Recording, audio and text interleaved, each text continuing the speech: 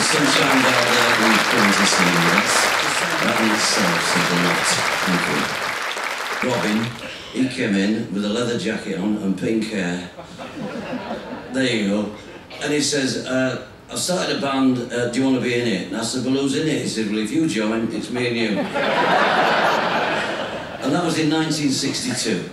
Albert and Carl used to work at the Yorkshire Switchgear, which was just down England Road. They were in a band already called Tony Dale and the Wanderers, and Graham was just my mate, and he was the roadie, so we all got together, and then Graham became the bass player. I taught him to play the bass, and we became the Grumbleweeds in 1962.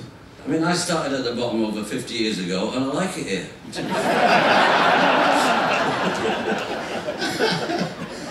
You're away such a lot. Do you ever get homesick? Only when I'm there. No, this is our golden wedding anniversary this year. 50 years. Oh.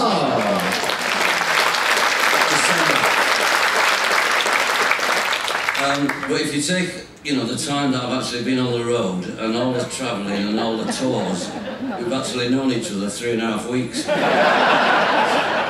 No, she's amazing, my wife. And, you know, years ago we were in a transit van around about 1967 when we got married, and it spun off the road, and, you know, I was in a bit of a bad way.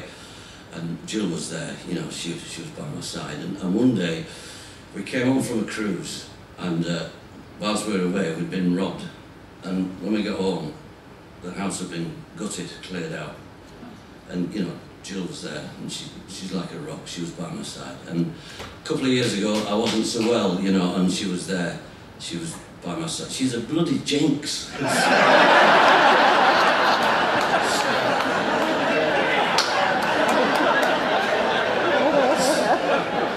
50 years, 2 sons, 4 grandkids, you know, we're rocking on. We have an AGM every year.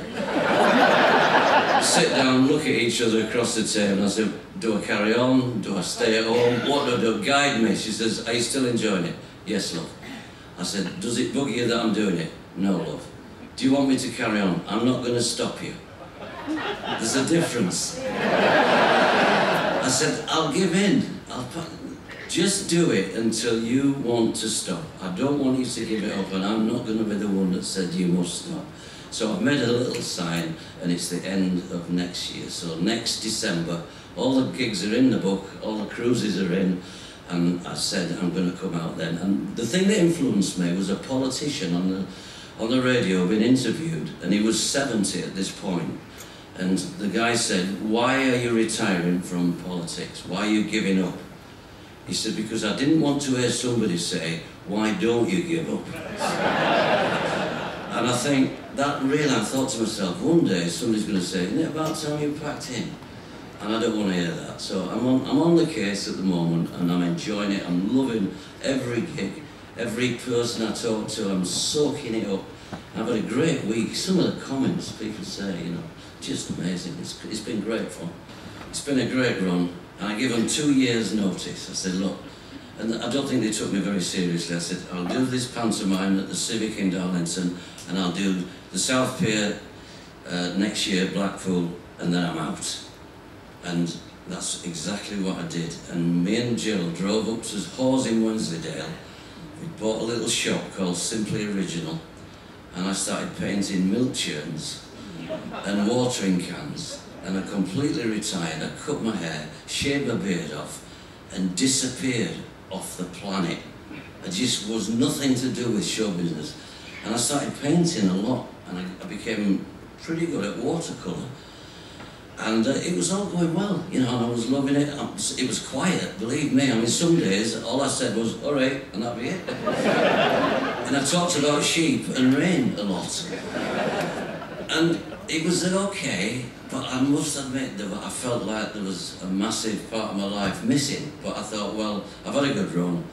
And I got into the painting and everything was cool. One day a guy came in the shop and he recognised my voice. He said, is that Maurice from the Weeds? I said, yeah. He said, what the hell are you doing here? I said, what does it look like? He says, you don't want to be doing this. I said, I do, yeah, I'm in. This is it, this is my life. He says, you want to get on the ships? I said, doing what? He said, well, you don't want to be in here doing it. So I thought about it for a bit, and I thought, well, maybe I could do watercolours on the ship. So I went down to P&O with all my work. I met Anne Vansferry, who she's like the person that sets people on. They looked at my work, and then they said, you've got the job. So I was going to be the on-board artist teaching people how to do watercolour. And I said, I thought about it, and I rang them back. I said, I can't do it. Well, you're going to Antigua next week. I said, I bloody arms. I said, listen, well, what do you want to do? I said, well, I've been working on a bit of a show, you know, and I couldn't be on the ship painting pictures and watching Mick Miller come on, or Johnny Casson, or, you know, Norman Collier, or whoever it was in those days. I said, I couldn't do it.